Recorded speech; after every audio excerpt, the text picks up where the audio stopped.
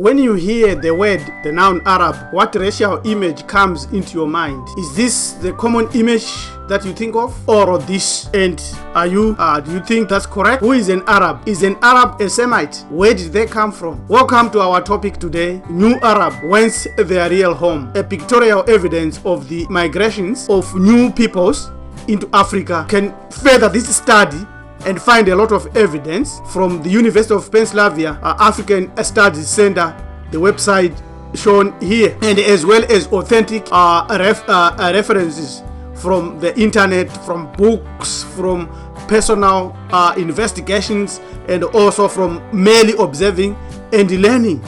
And lastly, by asking the Creator and our ancestors to guide you in your studies to find who is an Arab. Here are three nouns that you rarely hear about concerning Arabs. Truth be known. Can you see here that these are Arabs, Iranian Marines from Abdul Hussein Rejani. So these are the three nouns that you should always study and know and come to grasp them.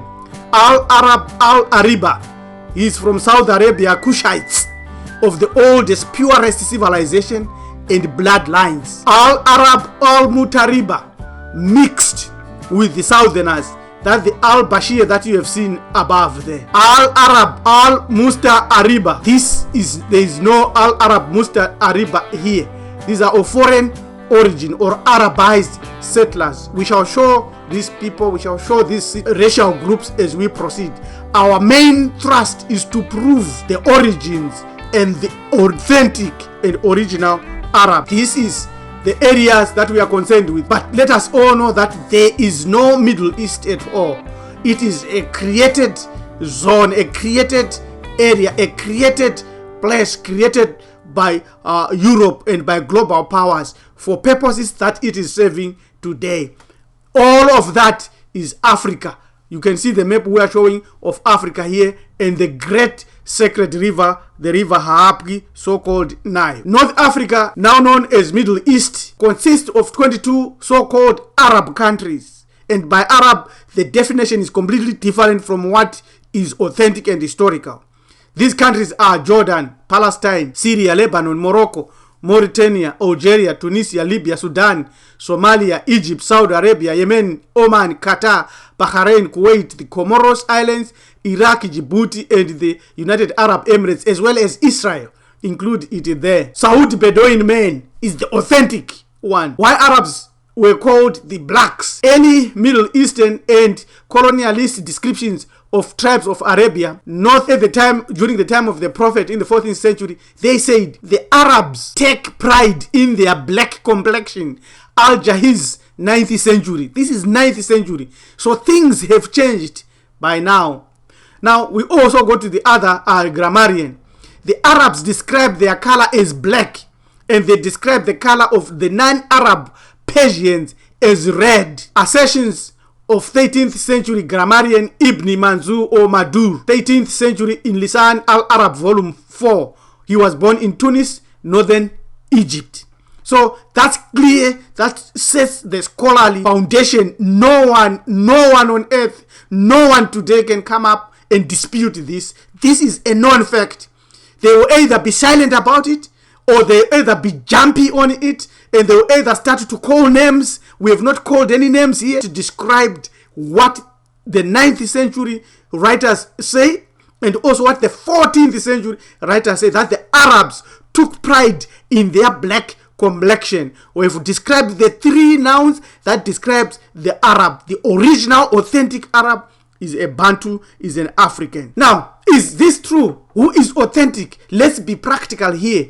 Men will lie, movies will lie, Hollywood will lie, but the walls will not lie. This is the Arab. Straightforward, our ancestors left the marks.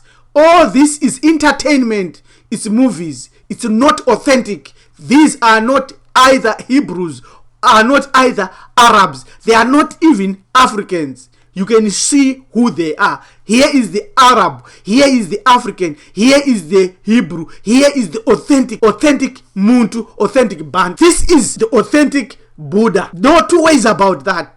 There is no other Buddha before this. This is Buddha Gautama Kutama. There is a place named after him in Zimbabwe, Buddha. Right? And this is after the mulatto have come in. And this is way after. This is what we think now when you see the Buddha. How color has changed. How pictures have changed. But the authentic picture is this. This is what should float in your mind when you hear about this. So Al-Arab Al-Ariba is shown here. This is a young woman and her child, Jeddah, in Saudi Arabia in 1918. Musi Albert Khan. We give credit to those that have given us these images. This is a Bedouin at Abba al-Sadan, Jordan, 1918. In Jordan, look at those countries up and see this is the actual man.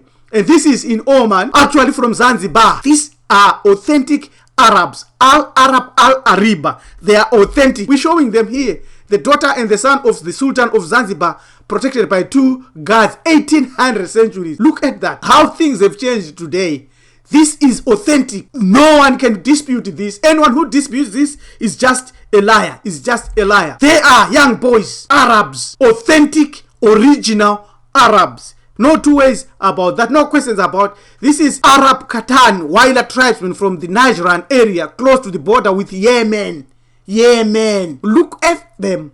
This is an image of Al-Arab Al-Ariba, pure, clean, straightforward, no questions asked. Come, we start to have some problems. Here is, according to radio personality Kasey Kasem and Arab American Institute, these are the people they want to tell us that they are Arabs. Compare them with all these other ones. The Arab Prince Rudolf Ernst, 1854-1932, as well as the Iranian girl. Right? She's not Persian. If you call Persian, you are going into ancient times. But these are not Arabs, ladies and gentlemen. And these are Al-Arab Al-Ariba. I'm not being funny here. These are pictures. A picture is worth 1,000 words. Who is who? These are Al-Arab Al-Arab, proper or authentic. Approximately 22,000. This is according to Wikipedia. These people are Arabs. Look at them. Sharif Hussein, Kwabos Al-Said, Al-Mutanabi, Gamal Nasser. We start to have questions with Gamal Nasser anyway. Omar Mukhtar in Sudan. Faik Abdal Jalil, Muhammad Abdu, Zain Al-Kawaja, Al-Kindi, Al-Fasi, Ahmed Ben Bella, Algeria, John of Damascus. These are Al-Arab, Al-Ariba, authentic ones, right? Of course, here we know that there are others. Yasser Arafat, born in Egypt, but never promoted that. These are modern Kurdish troops in Iraq. We shall show you the website where you will go to see these images. To start, we will publish that. We will show you, you can see it there now. Right? These are Kurdish. They are not Muslims. They are authentic Arabs. They are us. They are some of us. They are our people. Half-length portrait of an Arab boy, Frederick Godal, 1822-1904. Arabs crossing the desert, Jean-Leon Jerome, 1824-1904. Look at that. Don't let anyone tell you anything. These are Arab Sudanese soldiers. And this is Brigadier General Muhammad Marani, Islamic Revolutionary Guards commander. Look at him. Why are we not uniting and retaking our control? More original Arabs. Look at them. This is in the Independent Republic of Iran. Look at that. And look at Captain Ahmad Gaviranian. Look at him. These are Al-Arab Al-Arib. Yes, there you are. We're showing pictorial evidence of original, authentic Arabs. Two Iranian women. They are Arabs, Africans, black people, Bantus. Yet when you call them Bantu, when you call this man Bantu, he will refuse. What has happened to him? Right? When you call him black, they will refuse, some of them. What's the problem? Right? There we are. We are showing authentic Arab. This is Emi Faisal Hakedi of the Kingdom of Hejaz Arab Forces, Kuwait, Jordan, 1918. Musi Albert Khan is there. Look at the Arabs there. Right? We continue. All Arabs. There we are.